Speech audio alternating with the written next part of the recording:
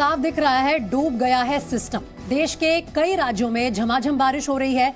Delhi NCR में पिछले 2 दिन से हो रही भारी बारिश से जनजीवन अस्त व्यस्त हो गया है।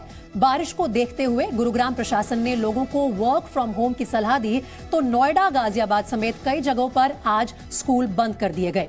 इसके बावजूद जो लोग घरों से बाहर निकले, उनमें से कुछ को ट्रैफिक जाम का सामना करना पड़ा, तो किसी की गाड़ी पानी के बीच फंसने से बंद हो गई। और ये सब हुआ उन शहरों में जिन्हें स्मार्ट सिटी बनाए रखने के लिए करोड़ों रुपए खर्च होते हैं।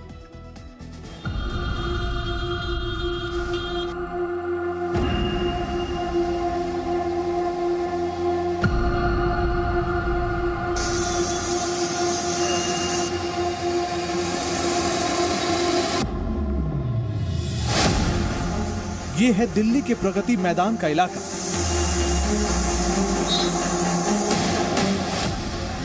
देश की संसद से सिर्फ 5 किलोमीटर दूर सड़कों का क्या हाल है देखिए। आधे रास्ते पर पानी भर गया है, लिहाजा ट्रैफिक सिर्फ आधी सड़क पर ही चल पा रहा है। सड़कें भले ही हाई क्लास बना दी गई, लेकिन पानी की निकासी के लिए पर्याप्त इंतजाम नहीं होने की वजह से लोगों को दिक्कतों का सामना करना पड़ रहा है। देखिए पानी में कितना पानी भरा हुआ है, इतना गवर्नमेंट ने अच्छे रोड बना दिए, सुप्रीम कोर्ट इतना अच्छा पूरा वीआईपी रोड है ये, फिर भी इतना पानी भरा हुआ है। जो आपने अगर डैमेज होल बनाए, जिनसे अंडरपास बना रहे, तो इनका जो पानी ऊपर जमा हो रहा है पानी, इसको से निकालने का तो सुविधा करोगे आप। रोड बसें भी नहीं निकल पा रही प्रॉपर। संसद से निजामुद्दीन की दूरी सिर्फ 7 किलोमीटर है, लेकिन यहाँ की सड़क झील बनी हुई है और लोगों को अपनी मंजिल तक पहुँचने के लिए इसी झील को पार करना पड़ रहा है।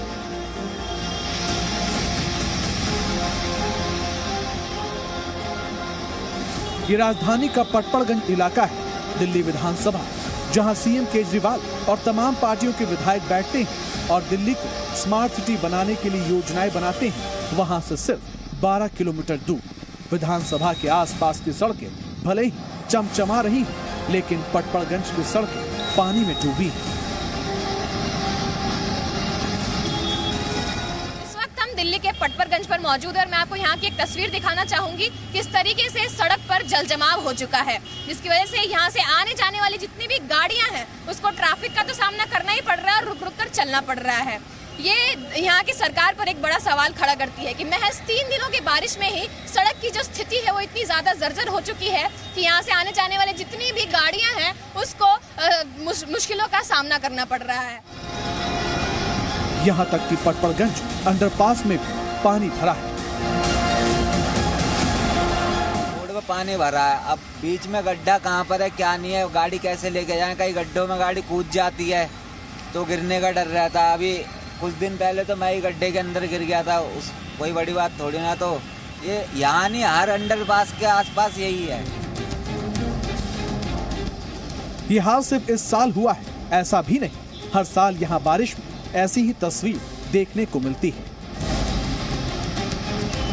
जब भी बारिश होती है तो यहाँ इस तरह का ही पानी भर जाता है और बहुत ज्यादा दिक्कत होती है। दिल्ली में साफ सफाई का जिम्मा नगर निगम के पास है। एमसीडी की बजट की बात करें तो ये सालाना 15,000 करोड़ से ज्यादा का है। सैनिटेशन के लिए 4,000 करोड़ से ज्यादा का आवंटन किया गया है। करोड़ों के खर्च के बावजूद राजधानी दिल्ली में 2 दिनों की बारिश में ये हाल है। जाहिर है या तो ये पैसे खर्च ही नहीं किए जा रहे, या फिर किए जा रहे हैं तो सही काम के लिए नहीं किए जा रहे। नहीं तो 2 दिनों की बारिश में राजधानी का ये हाल नहीं होता। बारिश की वजह से डीएनडी फ्लाईवे पर आज सुबह भारी जाम लगा रहा। इससे लोगों को दफ्तर पहुंचने के लिए परेशानी का सामना करना पड़ा है। ट्रैफिक का यही हाल महारानी बाग इलाके में भी देखने को मिला। यहाँ गाड़ियां रेंगती नजर आई। पिछले 2 दिनों से लगातार राजधानी दिल्ली और उसके आसपास के इलाकों में बारिश हो रही है। बारिश की वजह से यहाँ पर गाड़ियों की आपको लंबी कतार नजर आ रही है। गाड़ियों की रफ्तार काफ़ी धीमी है।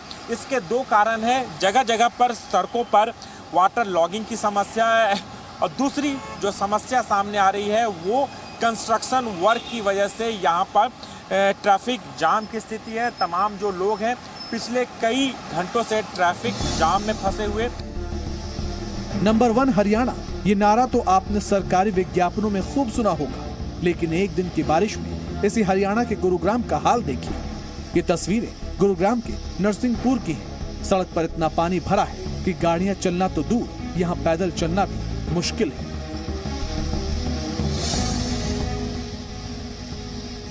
इसी पानी में एक कार फंस गई और फिर निकल ही नहीं पाई। अब इंतजार पानी कम होने का है ताकि कार को इस जल समाधि से निकाला जा सके। ये हाल नरसिंहपुर के किसी एक इलाके का नहीं, हर जगह कमोवेश ऐसा ही है। मजबूरन लोगों को सड़क छोड़ दीवार पर चलना पड़ रहा है। सड़क पर चलती इन गाड़ियों को देखिए, किस कदर पानी में इनके टायर डूबे पड़े हैं। ट्रक और टेम्पो किसी तरह यहाँ से निकल पा रहे हैं, लेकिन स्कूटी सवार का हाल बेहाल है। ये तस्वीर कल रात की है, जब बारिश के बाद गुरुग्राम के राजीव चौक पर बने अंडरपास में इतना पानी भर गया, मानो यहाँ से कोई नदी निकल रही हो। सैलाब का हाहाकार देखकर लोगों को यहाँ से गाड़ियां निकालने में डर लग रहा था, लेकिन मजबूरी घर जाने की थी, लिहाजा लोग भगवान का नाम लेकर गाड़ी को इस सैलाब से निकाल रहे थे। इस कोशिश में कुछ तो सफल रहे, लेकिन कुछ को अपनी गाड़ियों को धक्का देना पड़ा, तब जाकर वो आफत से छुटकारा पा सके। हाईटेक सिटी कहे जाने वाले गुरुग्राम का हाल देख आप चौंक जाएंगे। पूरा बस स्टैंड पानी से भरा हुआ है, जिसके चलते यात्रियों को भारी परेशानी हो रही है। देश की सबसे हाईटेक सिटी गुरुग्राम में हम इस वक्त मौजूद हैं, और जो आप मेरे बगल में ये विजुअल्स देख रहे हैं, ये किसी नदी या तालाब के विजुअल नहीं है, ये उसी हाईटेक सिटी के बस स्टैंड के विजुअल्स हैं। हम लोगों को कितनी परेशानी है, कैसे लोग आ जा रहे हैं, ये आप देख लीजिए। मनोहर लाल खट्टर की दोबारा सरकार के ये विशेष कारनामे हैं। गुरुग्राम के बारे में आप तमाम बार ये सुनते होंगे कि सिटी में साइबर सिटी है, कॉर्पोरेट एक तरीके से आप कह सकते हैं कि सबसे बड़ा हब है। वहां के आप हालात देखिए, महज 2 दिन की बारिश के बाद गुरुग्राम बस स्टैंड कैसे पानी में डूब गया है और लोग किस तरीके से परेशानी का सामना कर रहे हैं। गुरुग्राम के सेक्टर 29 में भारी बारिश के बाद सड़कों पर पानी जमा हो गया है, लिहाजा पैदल चलने वालों के लिए तो मुसीबत हो ही गई। यहाँ से गाड़ी निकालना भी एक चुनौती का काम बन गया। बारिश देखते हुए गुरुग्राम जिला प्रशासन ने आज लोगों को सभी कॉर्पोरेट ऑफिसों, प्राइवेट संस्थानों के कर्मचारियों को घर से काम करने की सलाह दी है। प्राइवेट शिक्षण संस्थानों को भी छुट्टी रखने को कहा गया है, ताकि लोग यातायात की भीड़ से बच सकें और सड़कों पर जाम की समस्या न हो। कल की भारी बारिश का आज भी गुरुग्राम के MG रोड पर असर दिख रहा है। बारिश की वजह से यहाँ की सड़कों पर पेड़ गिर पड़े हैं, जिस वजह से ट्रैफिक पर असर पड़ रहा है। 2022-23 वित्तीय वर्ष की बात करें तो गुरुग्राम नगर निगम का कुल खर्च का बजट करीब 2700 करोड़ रुपए का है। इसमें से 145 करोड़ और 90 लाख रुपए का बजट सीवरेज और ड्रेनेज के लिए आवंटित किया गया है। लेकिन बारिश के बाद जो हाल स्मार्ट सिटी गुरुग्राम का हुआ है, उससे ड्रेनेज के लिए खर्च होने वाले करोड़ों रुपए पर सवाल खड़े हो रहे हैं। बारिश के बाद नोएडा के लोगों को भी परेशानी का सामना करना पड़ा। बारिश के बाद नोएडा की कई सड़कों पर पानी भर गया। यही हाल मुख्य सड़कों पर बने अंडरपास का है। बारिश की वजह से नोएडा और ग्रेटर नोएडा में आज स्कूल बंद रहे। प्रशासन ने 8वीं क्लास तक के सभी स्कूलों को बंद रखने के निर्देश दिए थे। हालांकि फिलहाल दिल्ली NCR के लोगों को आसमानी आफत से निजात मिलने की संभावना नहीं। मौसम विभाग की माने तो दिल्ली और पश्चिमी यूपी में शनिवार को बारिश बढ़ने की उम्मीद है।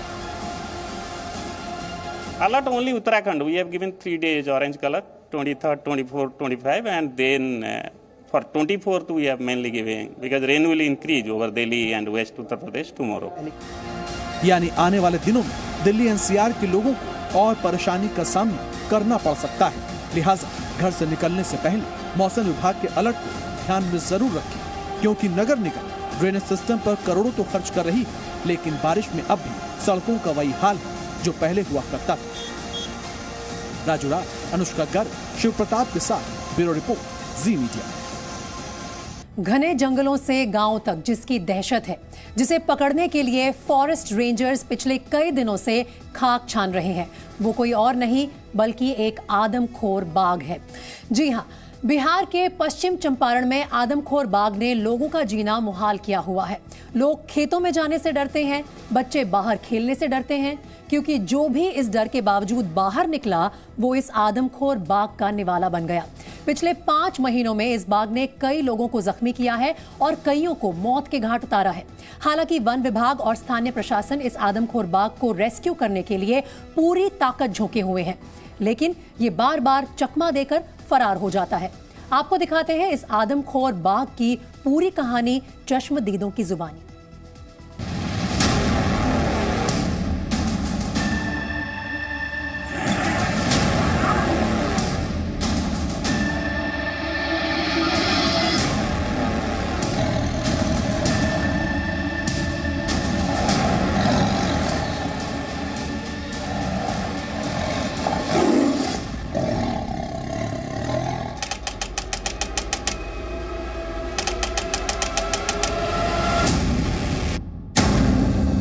बिहार के पश्चिमी चंपारण में दहशत फैली हुई है। यहाँ वाल्मीकि टाइगर रिजर्व से सटे गांव में मौत का सन्नाटा पसरा है।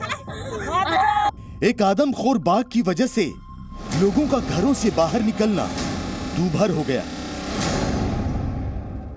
ये बाघ दबे पांव आता है और हमला कर देता है। खेतों में काम करना मौत को दावत देने जैसा हो गया।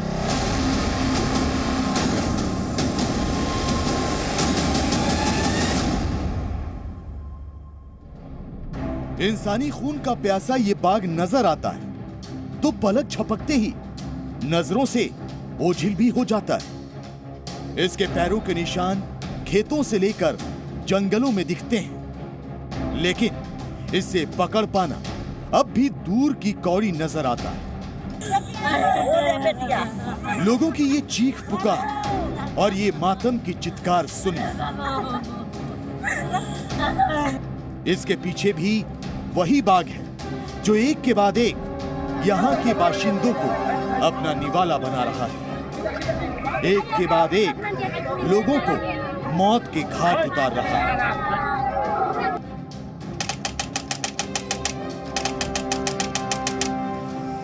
राम प्रसाद उरांव अपनी पत्नी बुल्का देवी और बेटी राजवंती देवी के साथ खेतों में काम कर रहे थे। तभी जंगल से निकलकर आदमखोर बाघ आया और पीछे से उन पर हमला कर दिया। राम प्रसाद की पत्नी और खेतों में काम कर रहे दूसरे किसानों ने शोर मचाना शुरू कर दिया, लेकिन बाघ राम प्रसाद को अपने जबड़े में जकड़कर घसीटते हुए गन्ने के खेत में ले गए। बाघ के हमले की खबर आसपास के गांव में आग की तरह फैल गई और देखते ही देखते मौके पर सैकड़ों की संख्या में ग्रामीण इकट्ठा हो गए। 1 घंटे तक राम प्रसाद की तलाश होती रही और जब वो मिले तो उनकी सांसें थम चुकी थी।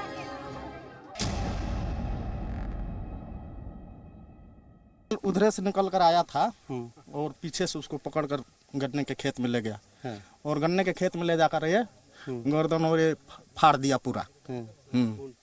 तो कैसे आप लोगों ने उसे बचाया या छोड़ के वो चले गया था? गांव वाले पीछे भागे थे, वन विभाग के लोग भागे थे, क्या हुआ था? नहीं, पूरा गांव के इकट्ठा हुए तो वो गन्ने के खेत में पूरा तरफ से घेर कर उसको निकाल लिए लाश को। हाँ, बाघ ही आया और एक को पकड़कर आदमी को राम प्रसाद उरांव को घसीटते हुए लेकर जंगल में जा रहा था। तो उसके बाद में ऊख पड़ा और उसी ऊख में बाघ छिपा हुआ है लाश को लेकर। इसी झाड़ी में से निकलता है। अच्छा रहे हैं, बहुत डर रहे हैं। कोई नहीं जा रहा है अपने अपने खेत में, कोई नहीं जा रहा है। तो प्रशासन क्या कहता है कि बाघ को किस तरीके से वो काबू करेंगे? क्या हमेशा गांव वालों को ऐसे निवाला बनते देखना चाहते हैं? वो लोग तो 3 रोज से उसको पकड़ ही रहे हैं, मगर वो दिख ही नहीं रहा है उन लोग को।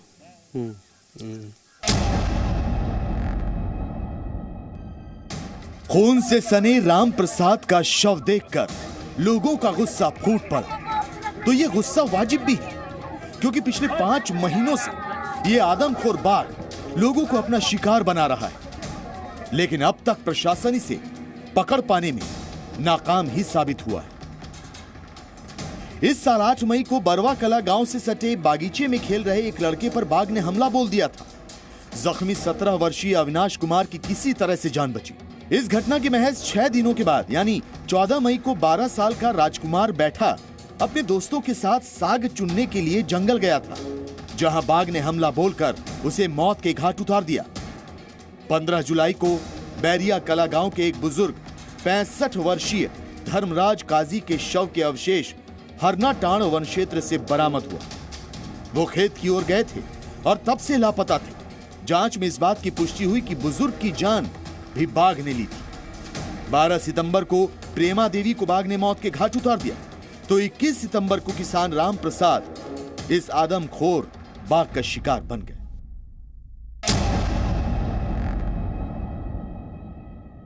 वाल्मीकि टाइगर रिजर्व से सटे बरवा कला गांव में उस वक्त सनसनी फैल गई जब खबर आई कि आदमखोर बाघ ने किसान राम प्रसाद उरांव को मार डाला।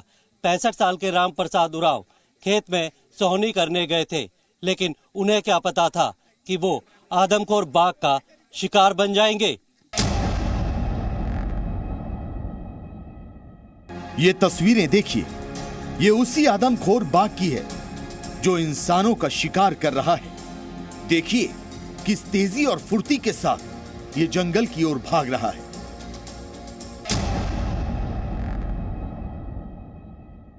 इस आदमखोर बाघ को पकड़ने की कवायद में वन विभाग की टीम जुट गई है, लेकिन ये लगातार अपना ठिकाना बदल रहा है।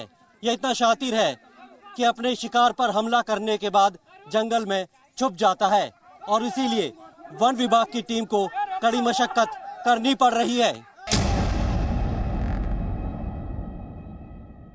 इस बाघ के अब तक के बर्ताव को देखकर लगता है कि उसे अपने लिए बिछाए गए जाल के बारे में पता है। उसे पता है कि उसे पकड़ने के लिए एक पूरी टीम दिन रात लगी हुई है। तो शायद यही वजह है कि ये प्रशासन को अब तक चकमा देने में कामयाब रहा है।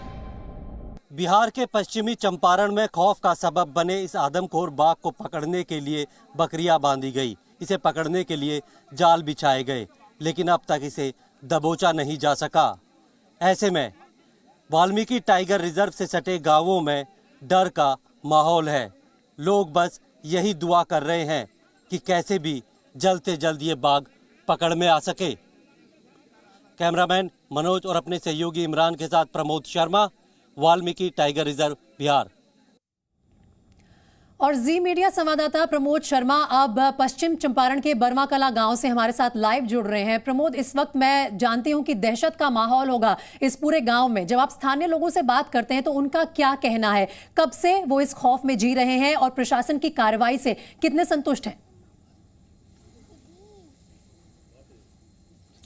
देखिए, बिल्कुल पिछले कई महीनों से खौफ के साए में जीने को मजबूर हैं बरवा कला के गांव के ये लोग ही नहीं, बल्कि इस जो वाल्मीकि टाइगर रिजर्व है इसके आसपास के कई गांव हैं, क्योंकि पिछले 5 महीने में करीब आधा दर्जन लोगों की मौत हो चुकी है और काफ़ी लोगों को घायल किया है। ये इन लोगों के जो खेत हैं वो टाइगर जो रिजर्व है उसके आसपास हैं और अब ये अपने जो खेतों में भी नहीं जा सकते। और ऐसे में लगातार ये इसी आस में है, इसी उम्मीद में है कि जो फॉरेस्ट डिपार्टमेंट है वो कैसे भी जो है टाइगर को जंगल के अंदर खदेड़े या फिर उसे पकड़कर यहाँ से दूर कर दे ताकि ये अपने खेतों में अपनी फसल के पास जा सके। हमारे साथ कुछ जो गाँव वाले हैं, ये बताइए, आज खेतों में जाने में डर लगता है या फिर ऐसा ही माहौल हमेशा? बिल्कुल डर लगता है, क्योंकि हम लोग का जो खेती बाड़ी है, जो खेत है वो जंगल से सटे हुए हैं, तो खेत में जाना तो हमारी मजबूरी है, क्योंकि खेत से ही संबंधित हम लोग अपना और करते हैं। चूँकि हम आदिवासियों को यहाँ पे मतलब बाकी कोई व्यवसाय का साधन है नहीं, तो हम लोग खेती बाड़ी से जुड़े हुए हैं। पर हम जानना चाहेंगे वन विभाग से या बिहार सरकार से कि क्या हम आदिवासियों की जान की कीमत क्या 5 लाख रुपए है, या हमें वन से वंचित करने की ये वन विभाग के द्वारा एक साजिश है कि यहाँ पे टाइगर ला के छोड़ा जा रहा है, कि उसके दहशत में आके हम आदिवासी बोले कि विभाग अपना जंगल का घेरावा कर ले। बिल्कुल, जैसा कि इनका कहना है कि जंगलों में ये रहते हुए आए हैं, जंगलों से पुराना नाता है, लेकिन अब ना सिर्फ जंगल बल्कि अपने खेतों में भी नहीं जा पा रहे हैं। बहुत सारे ऐसे जो आप यहाँ पर देखेंगे ग्रामीण हैं, ये आमतौर पे इस वक्त जो है अपने खेतों में होते थे, लेकिन फिलहाल ये खौफ का साया है कि ये लोग अपने ही घरों के आसपास रहने को मजबूर हैं कि कब वो बाघ जो है, आदमखोर बाघ जो है जंगल से निकल के आएगा और प्रमोद, बड़ी मुश्किल की स्थिति होगी इन गांव वालों के लिए। जैसा कि ये जी मीडिया से बता रहे हैं कि उनके लिए जो साधन है जनजीवन का वो सिर्फ खेतीबाड़ी है। खेतीबाड़ी ये लोग कर नहीं पा रहे हैं बाघ के डर से। प्रमोद, बहुत शुक्रिया आपका। लेकिन इस नरभक्षी बाघ की दहशत से वाल्मीकि टाइगर रिजर्व के जो आसपास स्थित गांव है वहां पर खौफ साफ तौर पर पसरा हुआ है। वहीं प्रशासन इस मैन ईटर टाइगर को पकड़ने की कोशिश में लगा है। वन विभाग और स्थानीय प्रशासन से जुड़े अधिकारी जंगलों की खाक छान रहे हैं। बाघ को पकड़ने के लिए महाजाल से लेकर ट्रैंकुलाइजर गन का इस्तेमाल कर रहे हैं। 48 घंटे पहले ये बाघ वन विभाग की टीम को दिखा भी था, जिसे ट्रैंकुलाइज करने की कोशिश की गई, लेकिन बाघ भाग निकला।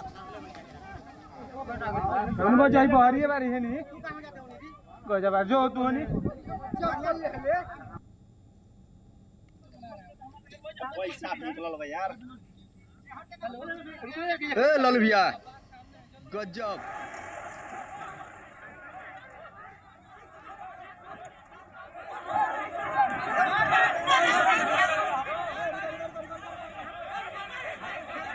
तो देखिए, कुछ देर पहले ये पूरा घटनाक्रम दिखा। प्रमोद, आप वहीं मौजूद हैं। किस तरह से वन विभाग के बिल्कुल हाथ ही नहीं आ रहा है ये बाघ। ट्रैंकुलाइजर गन, महाजाल, हर तरह के हथकंडे अपनाने की कोशिश की गई। ऐसा शातिर टाइगर जो अब मैन ईटर बन चुका है, कब तक ये खतरा लोगों पर मंडराने दिया जाएगा? किस तरह से अब आगे की स्ट्रैटेजी बना रहा है वन विभाग?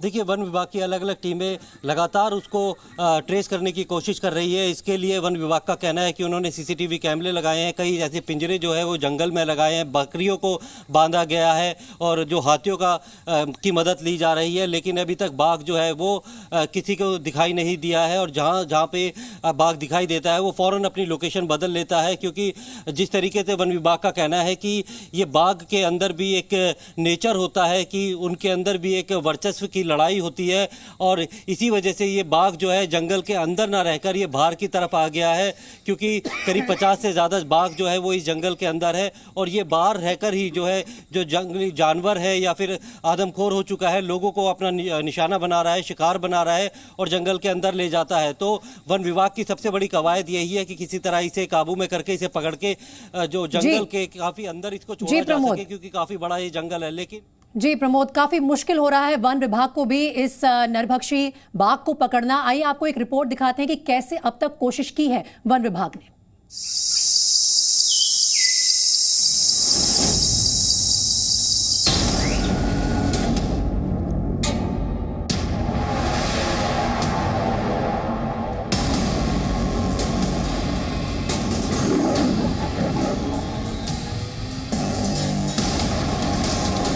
कब पकड़ा जाएगा आदमखोर बाघ?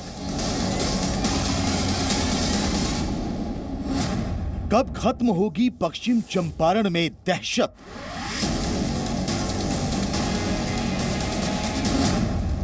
ड्रोन से निगरानी, ऑपरेशन बाघ जारी। बिहार के पश्चिम चंपारण में आदमखोर बाघ की दहशत से लोगों को निजात दिलाने के लिए पूरा का पूरा प्रशासनिक अमला लाव लश्कर लेकर जंगलों की खाक छान रहा है। प्रशासन ने पिछले कुछ घंटों में अपनी पूरी ताकत झोंक दी है ताकि इस आदमखोर बाघ को किसी तरह पकड़ लिया जाए। ड्रोन का इस्तेमाल किया जा रहा है, महाजाल से लेकर पिंजरे तक का बंदोबस्त किया गया है, रेस्क्यू वैन तैनात है, तो फॉरेस्ट रेंजर्स ट्रैंकुलाइजर गन लेकर आदमखोर बाघ की तलाश करते नजर आ रहे हैं।